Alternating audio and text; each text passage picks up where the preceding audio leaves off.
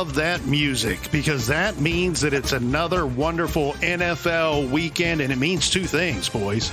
Either I am going to party like it's 1999, full-on Prince style because my team won, or I'm going to sit in the corner and cry like a baby because my team broke my heart once again. And who do we blame it on? Damn it, we always blame it on the coach or the quarterback or both. And I'm my team, and I think most teams out there, most fans out there have experienced what Big Nick is experiencing again for yet another NFL season. It's a roller coaster ride of emotions, baby. And I don't always like it. But what I do always like is talking NFL with two of my besties. And that's what we're doing here today, big kids. And I know you've been waiting. This is the midway through the NFL season, and I know we're a little bit over that mark, but we have to check back in with each of the big kids because I think, much like Ricky from I Love Lucy, we may have some splaining to do. Splaining. That's right. If the longtime listeners and regular weekend listeners of the Big Kids Show will know this already, that on September 8th, we released an NFL preview for the 2023 season, followed up a few weeks later by a October 8th. So exactly 1 month later, we're releasing NFL Most Overrated, where we did 3 questions. Well, today we have similar to that. It's 3, maybe 4 questions, if you will, but it's going to be an update on the NFL and where we stand on our thoughts and feelings on not only our teams, but some of our predictions that we made on the preview show and some of the people that we called out on the Overrated show. So our first question that we're going to start off with here today, boys, and who are the boys? Everybody knows Sweetwater Mark and Mr. B. Back at you. Another Sunday, another Big Kid Show. Don't forget to check us out on YouTube and follow us on Twitter and Instagram. Now, we'll start with you, Mark, for question number 1. Question number 1 I have for you is, what prediction and or overrated do you feel that you got right? So I'm going to do one of each here, guys, because I think I have one overrated and I think I have one prediction, and I think I got them both right. So let's start with the prediction first. So the prediction that I had that I think was probably my most out there one from that original episode was claiming that the Detroit Lions would bring home the NFC Central, boys. Mm-hmm. Nice. And what do we got? We got those Lions roaring at 8-3. They are crushing it. 4-2 at home, 4-1 on the road, 2-1 in their division, 5-2 in the conference, 3-1 out of the conference. It doesn't even matter. It doesn't even matter. They're winning. Who would have thought Jared Goff, a guy that led the Rams to a Super Bowl, and Sean McVay threw in a dumpster outside of SoFi Stadium, would come into Detroit and lead these guys to where they are. But I think it's a testament to Dan Campbell. And, I remember watching them on Hard Knocks, and that guy was so likable. Like, I wanted to go run through a wall for that guy. Yep. You know what I mean? And I think that permeates through that team, and you can tell those guys are bought in. At the risk of sounding like a homer, it kind of reminds me a little bit of 2 years ago with the Bengals when they came out of nowhere and they went to the Super Bowl. Yep. And everybody was like, I don't know, it's the Bengals. I don't know. That could be the Lions this year. I think they could surprise some people. And then the other one, boys, the overrated. Big Nick, I hate to say this, but a masseuse's worst nightmare, Deshaun Watson, most overrated. Yes, continued to be overrated. A couple good games, a couple injuries. Let's hope he didn't hit the massage table afterwards. But he's got a passer rating of 84.3. That would barely put him above Zach Wilson on the list, who is at the absolute bottom. What? You mean Zach Wilson is not a great quarterback? Let me check the notes. Checks notes. No, he is not. I don't even think he's a good football player. Let a great quarterback. Zach Wilson, at least to me, is one of those guys who I think his confidence got completely shattered. You know what I mean? I think he's not necessarily a horrible football player, but I feel like with these guys, when they get their confidence shattered, it's so hard to get it back. And the Jets are a train wreck. And I hope Aaron Rodgers doesn't come back and tear his Achilles again. He's 80 some days out from when he tore it, and he's already been cleared off the IR. But anyway, so those are my two boys. I got Detroit Lions, hear 'em roar, and Deshaun Watson, hide your masseuses. Well picked, buddy. I'll have a little rebuttal here, and I'll try to keep it short. So I'm with you on the Detroit Lions. They're fun. I would argue that a lot of people all over across this great nation, you don't even have to be from Detroit or from Michigan to have fallen in love with the Lions. They are a fun team to watch. They got fun players. They got a very entertaining and a coach that I have a lot of respect for, and I think his players do as well. Thing is, though, it is a what have you done for me lately? They lost last week, and the week before they should have lost to the Bears. Mm-hmm. And so I'm getting nervous for the Lions because it looks like what was a really good thing, a train that was going to drive them straight to the playoffs. I still think they're a playoff team, but I worry that the wheels are starting to fall off a little bit. Now, if they can keep that offense high and pumping and putting up points, they'll still continue to beat some teams. Now, Deshaun Watson, I cannot believe that I'm going to do this. I should probably be waterboarded for doing this. Don't you do it. I'm going to go to his defense. Oh, yes. Oh, buddy. Here's what I want to point out. I object, Your Honor. Overruled. A couple things I can agree on. His stats are gross and disgusting, much like his massage room behavior. For a third of every game, he looks like football is very difficult for him to. He plays terrible for about a third of every game. Here's where I come to his defense a little bit. There's something going on behind the scenes and in the huddle and within the team itself, because they win by far more when he plays than when he's not playing.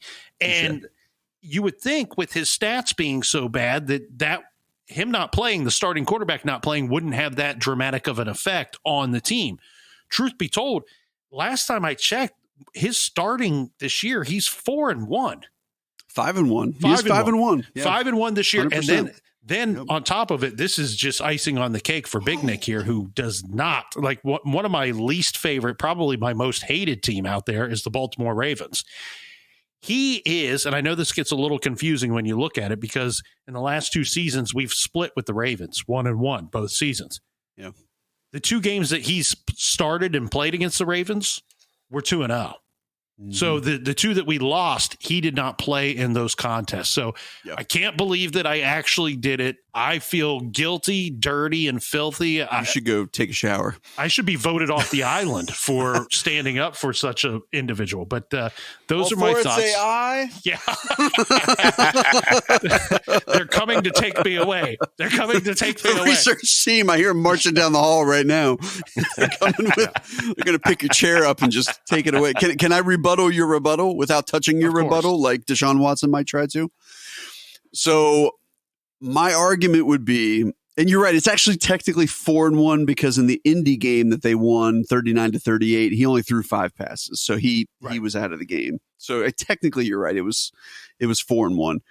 In 3 of those 4 wins, the defense held the other team to 0 points, 3 points, 3 points. So because you can make the argument the defense. They just don't want to see him on the massage table next to him. That's why they're like, dude, we got to get this dub. I think he's shown glimpses. I think when I say overrated, it's not even necessarily being bad. I compare it to what he was traded for and what the expectation was for the trade capital. Yes, of course. And in that sense, to me, he was expected to be elite, top 5, right? Top 2, probably. Yeah. And he is extremely overrated in that sense. So to your point, Big Nick, you're right. I'm not saying he's played terrible, because there's some games. His biggest thing is his completion percentage. He's got 2 games where he's 50%. Actually, 3 of his 4, he was in the 50% range of completion percentage. The only other one was 63%. His best game was against Tennessee, where he went 27 to 33, 289, 2 touchdowns. That by far was his best game. But no, I think he's good enough to win with Cleveland's defense, because Cleveland's defense is elite. I mean, they are elite, probably one of the best in the league. But I just think he's been overrated based upon what the Browns had to give up to get him and what he's given them back. And you are spot on. I want to make clear that I wasn't defending against you because I know. In the vein of what we're discussing, you're exactly right. He's completely overrated for what you're paying him for every pick that you gave up for him. But one thing that I'm realizing watching him play and really I'm keying in on this year and last year in the NFL is that I've noticed that if your quarterback can steal 2 or 3 first downs with his legs for you, that to me, I feel like that's the deciding factor in 60% of the games that I'm watching. If you can get an extra 2 or 3 first downs because the teams are so evenly matched, that's the big difference. And that's the only thing that I really see him doing differently other than less, turning the ball over a little less than the other backups. But 100%. Good picks there, Mark. Good answer there, Mark. All right, Mr. B, what prediction and or overrated do you feel that the big B got right? So unfortunately, a lot of my predictions were wrong. But one of the overrated, I can admit that. But the overrated, I think I got spot on was when we talked about overrated head coach. I went with Josh McDaniels. Nailed it. You said, we recorded that October 8th. He was fired October 31st. Dude, did you go talk to Mark Davis? And yeah. I mean, Mr. B was giving him the bowl cut, and he's like, listen, Mark. 3 weeks later after we recorded that, he was fired. So I feel like I nailed that overrated on the head. You really did. I mean, that's impressive to be that accurate. Like, not only did you predict it, but like they were like, we agree with Mr. B. You got to go, man.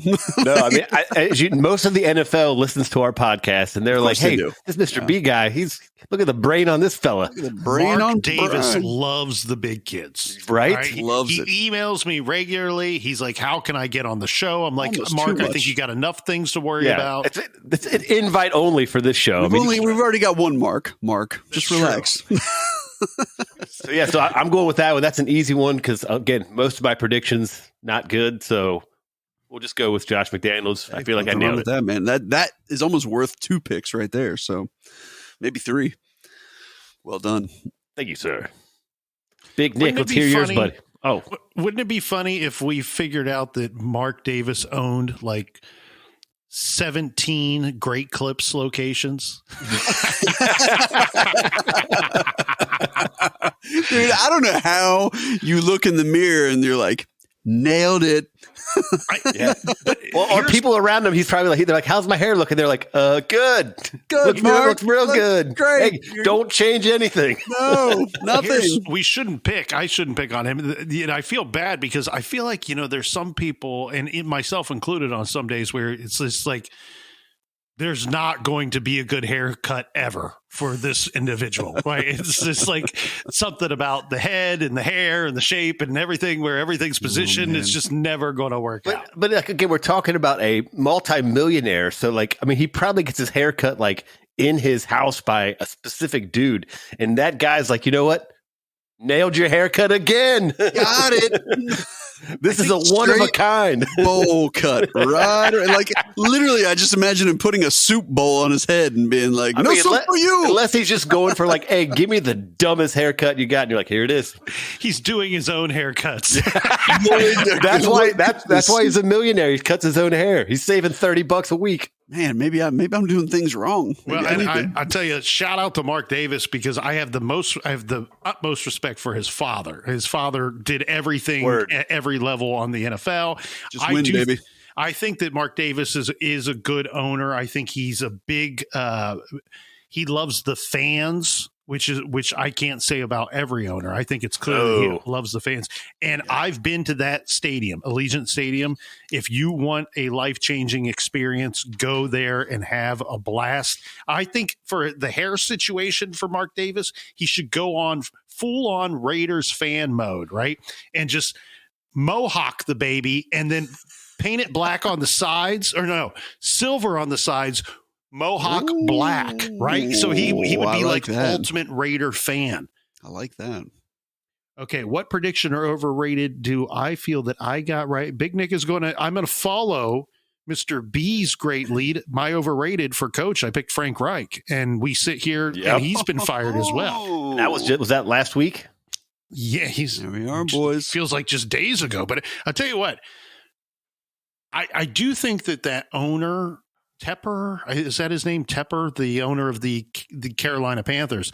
I do feel like he's a loose cannon and he's a hot-tempered dude. And I feel like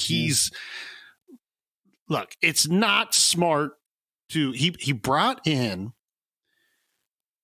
Matt Rule. He gave Matt Rule a 10-year contract. Yikes, that's a long one. Fired him after 3 years. So he's paying Matt Rule for another 7 years.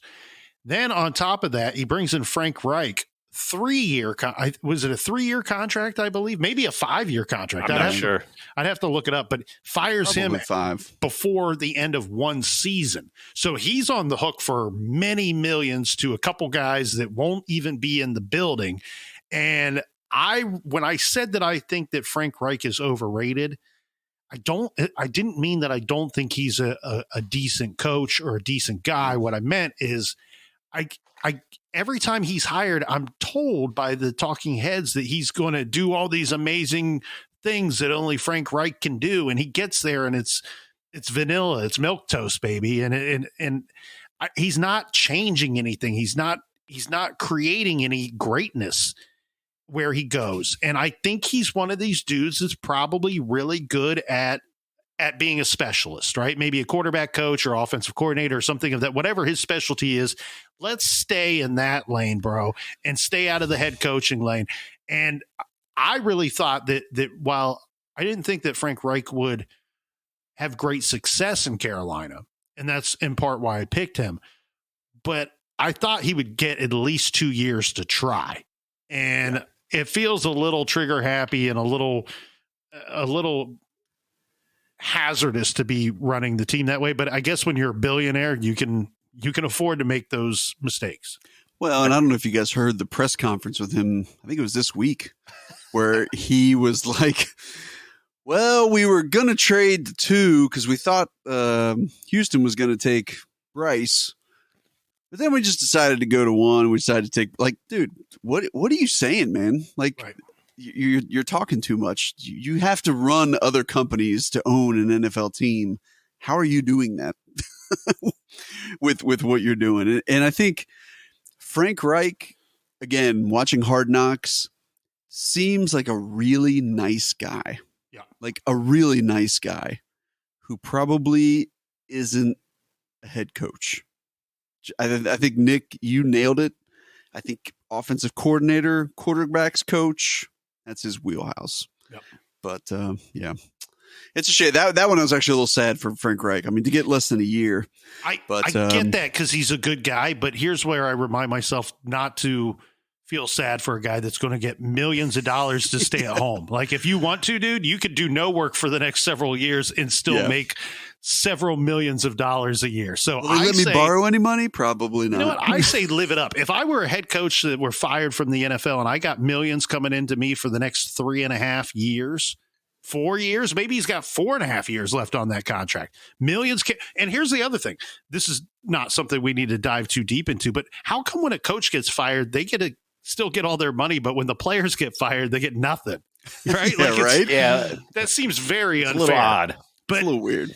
If I were fired from an NFL team, and this is why I'm going to turn in my resume for that head coach of the Carolina job, because I'm sure I could mess it up badly and they could fire me. I will collect the millions for the next 4 years afterwards. I'll just go to like BW3s and commentate about football for beer and wings pay for the next 4 years. You can come and see yours truly, NFL expert, Big Nick. That's hilarious. Question number 2 here, boys. Start with you again, Mark. Any prediction and or overrated that you got wrong that you would like to address? And also, if you got it really wrong, you probably should offer some kind of an apology. So I had a couple guys that I had overrated. And actually the other 2 that I had as overrated. I think I probably owe them both a little bit of an apology. One probably more than the other. Yep. But Chase Young, well, let's start with the one. So Chase Young's one. Jadeveon Clowney is the other with the Ravens, who's having an okay year. But Chase Young probably more so. He's having a little bit of a comeback year. You know, he's starting to kind of find his way back into a bit of a groove. He's got 6.5 sacks this year so far, and he got traded to San Francisco, which if a team that is a Super Bowl favorite trades for you, then you're doing something right. I'm actually happy about, because I actually like Chase Young. He came out was drafted right after Burrow. Yes. And he was a beast Ohio State Buckeye. He was a beast the first year with Washington. And then obviously injuries were really kind of his downfall. I don't even know if it was as much performance as it was injury, but I'm happy to see him bounce back. So Chase Young, my sincerest apologies to you, sir. Jadeveon Clowney, you don't get an apology because you play for the Ravens, but good year anyway. Sorry, all of our Baltimore listeners. I love you guys. Mr. B, same question. Don't be afraid to apologize and beg for forgiveness, sir. Yeah, so one of my predictions was obviously for the Cincinnati Bengals to be, Super Bowl bound, and I was way off on that one. Yeah, actually, I probably should have bet that too. I mean, honestly, even if you would have bet me that the Bengals would be at the bottom of their division at this time of the season, I would have bet you an obscene amount of money. Yep. So way off on that, and then obviously had Mr. B's house. Yeah, I would have lost it twice. And then also in our predictions, I had Joe Burrow as MVP of the league. Even sans injury, he just was not playing. Of course, he got injured after we recorded that with his leg injury and all that stuff. But it was Cincinnati Bengals, obviously a homer pick for me. I was all in, got that way wrong. And makes two of us, buddy. Yeah. Now even the chance of us even making the playoffs is like shame, super long shot. Shame. I'm Yeah. shaming myself and you, Mr. B. At the same Apologize, fans, for going so hard on the Cincinnati Bengals.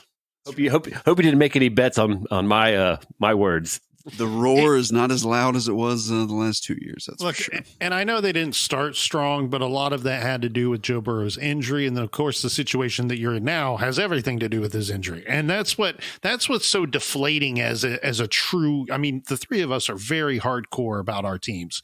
And it's like when your starting quarterback goes down, it's pretty much like, all right, pack up everything. Okay. It's nothing to see here. Everybody go home. Like doesn't it feel like shit? Yeah, it does. Well, we'd be lucky to go 500.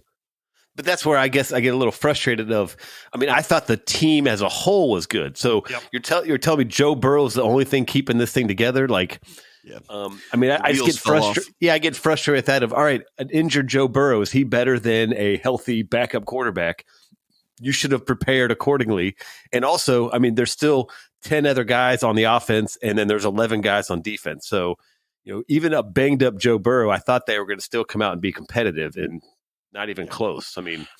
So it's just, I don't think the team was as good as everyone thought. They were always a top 3 pick before the season started, and they clearly didn't have that as a team. So yeah.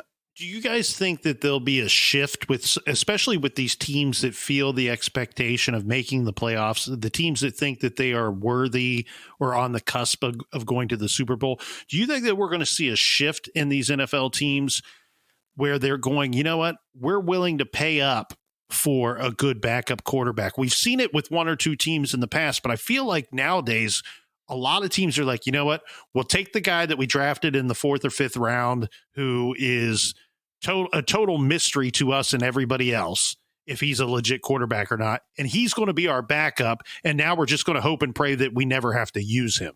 And I think, and I hope that we see a shift where we're like, no, teams are starting to put actual good backups in the stable there. Because here's what I would have loved to see. And I don't know, I know we talked about this off mic. I would have loved, and I know that Dalton is expensive, but I feel like they're like, let's spend all the salary cap on the starters and all the backups can just be complete scabs. Because quarterback's not a position that you're rotating in and out of, unlike offensive line or defensive line. Yeah. But I would have loved to have seen a phone call to Andy Dalton that says, look, man, you are like a hometown hero here. Everybody loves you. Why don't you come up here, play behind this kid that all of America has fallen in love with? We want to see you retire from here when that time comes, and you be the ultimate backup. And if we have to call upon you, the Red Rifle comes in, saves the day, and continues to be the hometown hero. It would be a great sports story. And look, Andy Dalton very likely doesn't have to pay for a steak or a glass of bourbon in any fine establishment in Cincinnati as it is. But guess what? You come back, baby, and you help this team a little bit more. We'll throw in some free cheesecake. Yeah. Red Rifle. Yes. No, I'm sure that was a salary cap thing. And so that's hence why you see most teams' backup quarterback is not a name. I mean, it's just you can't pay your backup quarterback $8 million. It's just. Well, and it just goes to show how difficult the position is. I mean, obviously, context is everything. And it's so funny when you hear people even talk about Zach Wilson. Like, that guy sucks. That dude would come into your town and dominate every single person who ever attempted to play football in their life. Yes. He could be like, I'm going to play wide receiver and I'm going to destroy you. Yep. You know what I mean? So it's just a really difficult position to play. And it's hard to find a lot of guys that can be. I mean, look at like the who's the guy that played with Houston for a while? Chase McDaniel. They just career backups, and they're making a killing. Yeah, like just sitting on the bench. Best job in the world, holding the clipboard. You know what I mean? Keeping your hands warm. That's all you got to do. Well, my apology, boys, goes out to the Colts. My prediction was that they would be the worst team in the NFL. Look, I underestimated the new coach that came in. I think he's doing a fantastic job. I thought that they overdrafted the quarterback, Richardson, the young kid. A lot of people did. While he's not been on the field a whole lot, he's been spectacular while on the field. And the team is playing up. They're coached up. I really thought, too, that Jim Irsay was going to really mess things up between him and Jonathan Taylor, and that Taylor would just be gone, and he was one of their best offensive weapons. So this somehow worked itself out, and while they are in contention, they feel to me like they're going to finish probably somewhere in the 8 wins to 9 win category. Maybe 9 wins gets them a 7th seed in the playoffs. It's going to be difficult, but they're surprising me in a good way. And they're very competitive each week with playing a backup quarterback. We just talked so much about backup quarterback. Gardner Minshew's been out there for the most part. That this is a team that decided to pay a few extra bucks for a backup quarterback, and they're squeaking out some wins here. Yeah.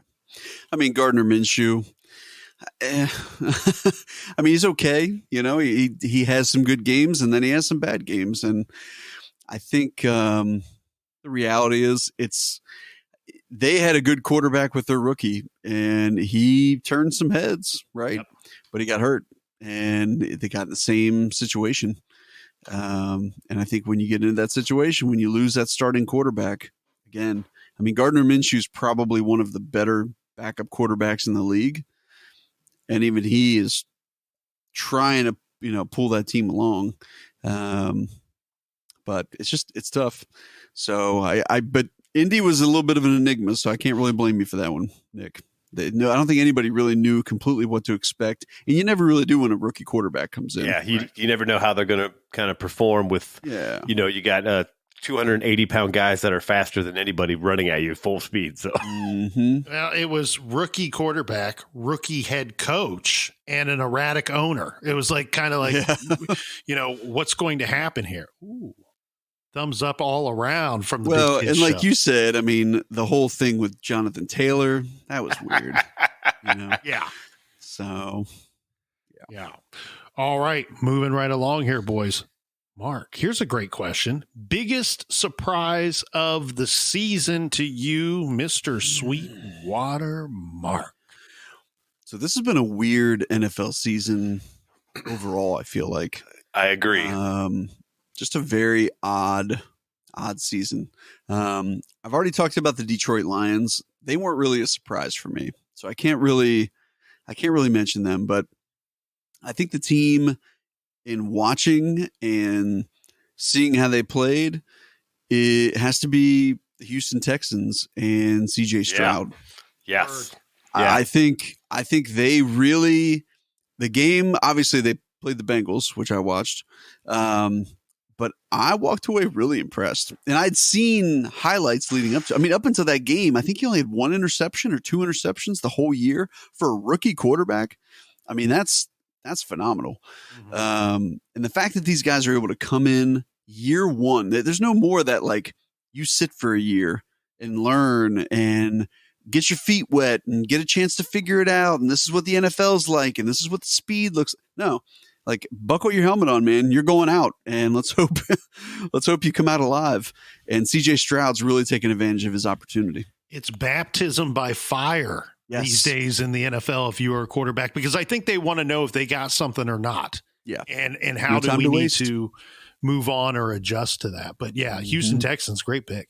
Yeah. Well, and kind of to piggyback that, like historically, Ohio State quarterbacks have not done well in the NFL. Yeah. And so I kind of just thought it was going to be the same thing. And he's been a pleasant surprise, just the way he's adapted to the NFL and the speed of the game, and also playing for a team that everyone I think thought was going to be dead last. Oh, absolutely. I thought they'd maybe win 2 or 3 games. Yeah.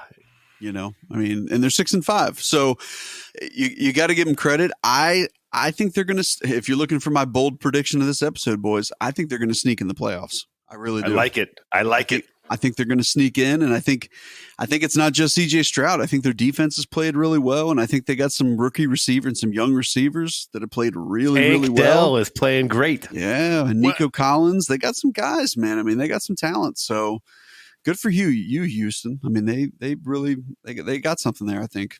Well, and that's what I wanted to hit on too with Houston. It's like it goes back to what we said earlier about the stealing 2 or 3 first downs with your feet, right, from the quarterback. Yep. I was worried about Stroud at this level because at Ohio State, he never tucked the ball and ran.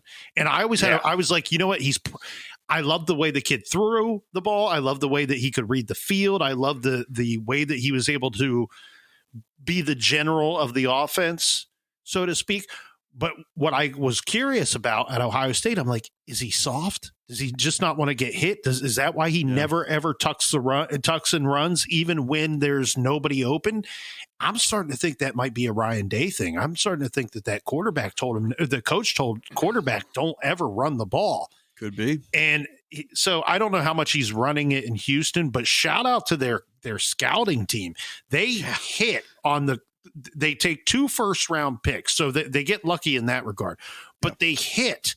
It's usually like a 50-50 crapshoot to hit on 1 first-rounder. They hit on both first-rounders, which added a playmaker at quarterback to the offense, playmaker, defensive line on the defense, and then later hit on Tank Dell, the receiver. So kudos to the scouting team over in Houston. And when they wear those red helmets – oh man, those are slick. Those are cool. Those are cool. It's like that dark cherry. That's like there's a new Tesla model that came out, and I remember seeing it, and it was like this really dark cherry, and I was like, man, that's an interesting take on a red. Like it's not just red. You know what I mean? It's got like a little something to it.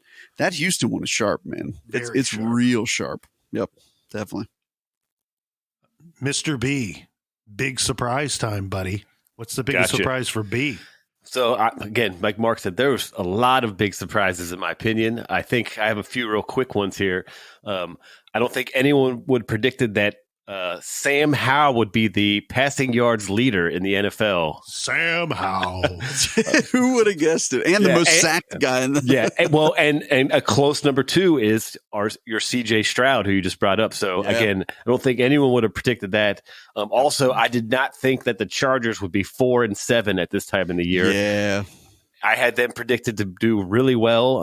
And so that's just unfortunate. And then kind of a quick one also is Mr. Irrelevant, Brock Purdy, leading the league in his passer rating with 112.3.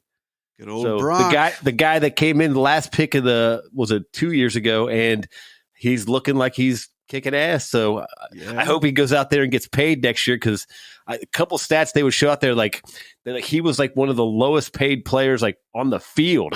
Wow. I mean, he's a starting quarterback, and he's like, he's like, can I get some lunch money? Hi guys. I mean, like, I don't even think he's making $1 million a year. And so, like, that's just crazy as a starting quarterback. So I hope he gets some money next year or two, because he's well deserved with the way he's playing. They were like, rookie, pick up the restaurant check. And he's like, but I need gas to put in my car.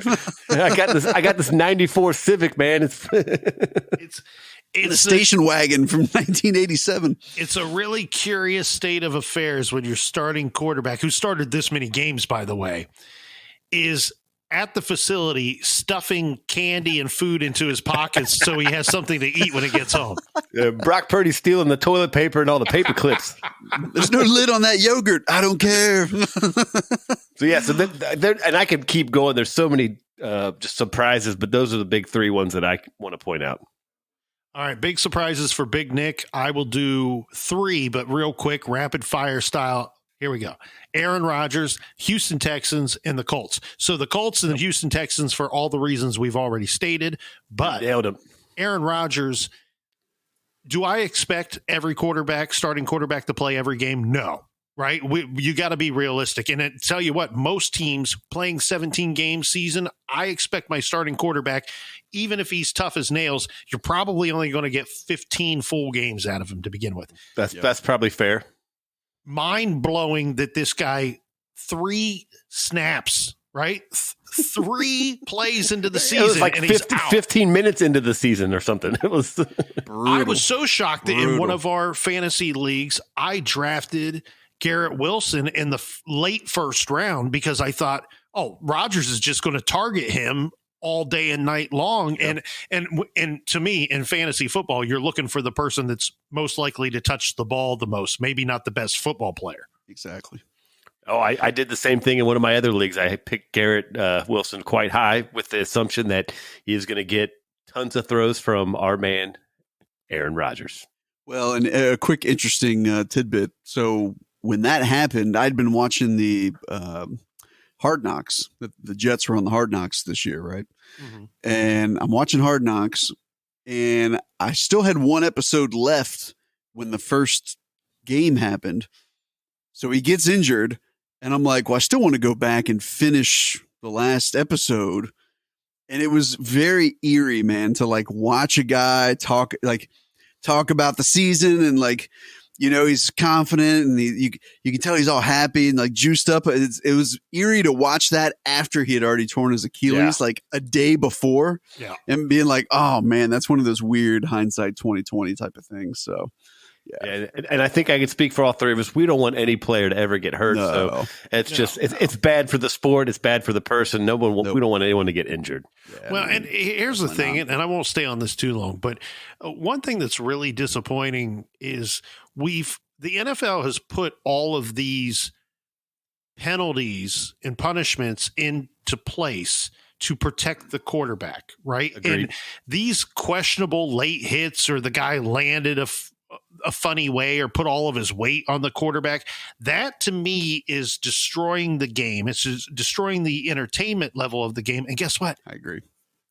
These quarterbacks, while they're still getting injured, they're not getting injured from late hits or unnecessary roughness from defensive linemen. They're getting injured from from perfectly legal plays of Achilles or violent game, or I smacked my hand on some dude's helmet when I threw the ball. Now my thumb is broken. It's so you've put these penalties into play that I think is disruptive to the game, to the viewership, and they're not doing what they're put in place for. So, but that's a whole nother argument for a whole different. No, I would agree. And Big Nick, I'd be curious to look at, this, to me, again, just it feels like the most starting quarterbacks that are already out for the season that I can remember in the longest time. Yeah. I mean, was it like 7 or 8 starting quarterbacks are out for the season? And again, maybe that's happened a lot, but it really sticks in my brain of there's been so many that have sustained injuries, and most of them not tackle related. It was just it wasn't like a penalty. It was just he fell weird. It was the turf or something. And fantasy football sucks because it doesn't matter who you draft. Everybody's injured. The entire league is injured. Yep. So, but never all fails. right, we got a little bit of time left here, boys. So as said, I wanted to throw in a fourth question if we have time. Looks like we do. Fourth and final question today. Sweetwater Mark. What team should tank? We're looking at it, right? We're more than halfway through the season. Is there a team that should tank in your opinion? Cincinnati Bengals should tank. What's the point? We're not going to make the play. No, they should tank, but that's not my number one choice. My number one choice is the Chicago Bears. Yep. And here's the reason. They've got the number 1 overall pick from the Carolina Panthers. So if they tank, then guess what? I think they're at 4 right now with their own pick and number 1 with the Panthers pick. Yep. Can you imagine coming to the draft in April and the Chicago Bears up for the number 1 pick overall, make their selection. The crowd goes wild. The Chicago Bears up for the number 2 selection overall. I mean, can you imagine that? That trade it's just going to look like gold if that's the case. So I'm going Chicago Bears. Good pick. Well, and didn't they pick up Montez Sweat from the football team, the whatever we're calling them, the Commanders, the Washington Commanders. Yep. Yeah. So they pick him up. So that helps your defense a little bit. And they traded down so that Carolina could trade up to take Bryce Young to get that second pick this year. And I'll do a little spoiler alert before we get to Mr. B. The Bears were my pick too, just for the purpose of everything you said. They have 2 first-round picks already. Yeah. I think, and I know that there's a lot to argue and bicker about here, but I think that Justin Fields is a legit starting quarterback in the NFL. And I think that if what I don't see them doing is tailoring their offense to him. And regardless of your style of quarterback, whether he's a pocket passer or a guy that runs the ball or Fields, who I think is a power passer when he needs to be, he likes that downfield stuff. He wants big bodies to throw to, and he can tear teams up with his legs. Tailor your offense around that dude and start winning some games. And I think that next year, if you tank, you're exactly right. Get 2 high first-round picks. You're probably going to have the number 1. You could have another top 5 pick. You could even trade back and end up with 3 first-round picks next year, or more valuable things going forward for the following draft if you need to. 100%. 100%. Mr. B, we're going to end on you, buddy, because I jumped you there. Well, we've been hanging out too long because I had, and again, I don't want any team to tank, but I had the Chicago Bears and the Cincinnati Bengals. Yeah. And again, I don't want to see a team tank. I want them to play hard the whole time. But it's one of those things of we're busting our ass to end up 8-8.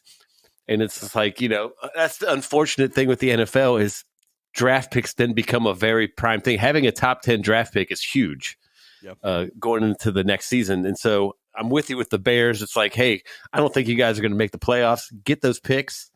It's sad for the fans because then good luck selling tickets when you're we're going to put out all our third string guys and bring in the water boy. And But just like you guys said, I don't want any team to tank, but if I had to pick, I'm going with the Bears. Bengals a close second. Well, nice. And we hope everybody out there in listener land had a wonderful Thanksgiving, and we hope you're getting all pumped up for the holidays, whatever holiday it is that you celebrate. And here's the deal.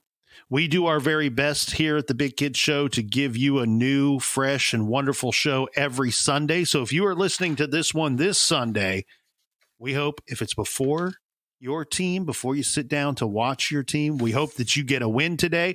If you're listening to it after the fact, we hope that you're listening to us in celebration of your team winning. And if you're listening to us because you're trying to get over the hurt and the pain of your team losing today, we hope that we helped you along the way with that. And rejoice, tomorrow's a new day, and next week is a new week of NFL football and a new week of the Big Kid Show. We'll see you next Sunday. Take care. Cheers. So get ready. I mean, get ready. Are you ready for some football? A Monday night party. We got Frank and Al and Dan. They're gonna get it kick-started.